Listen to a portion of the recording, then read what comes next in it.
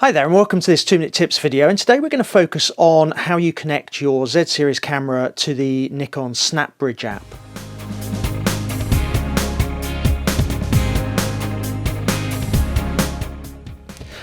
So one of the things that I find quite useful and has become increasingly useful with modern digital cameras is the ability to connect to a smartphone app.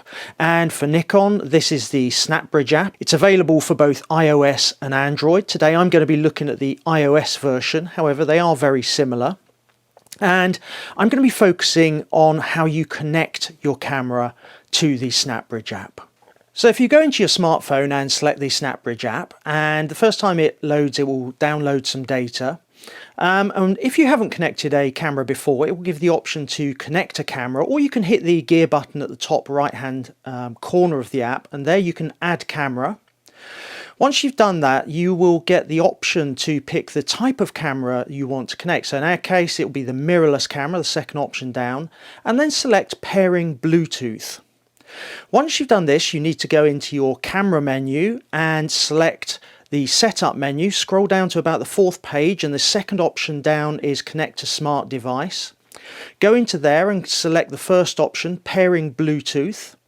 What you'll see is then the phone and the camera will start to communicate, and you'll get select an accessory box. After a short period of time, you may have to wait a while, you should see your camera appear on your smartphone screen. So here we've got my Z7. You click on that and you should get a pairing number which should match between the one showing on your camera and the one showing on your smartphone. If you click pair on your smartphone and then go and click OK on the menu system on your camera, what you'll find is the camera and the smart device should pair up, and it will complete the connecting to camera circle. It will then ask you once more on your smartphone. It should come up with a box which says, do you want to pair? And you click pair, and that completes the connection. So then you should have your camera and your smartphone paired, which is the starting point for using the app.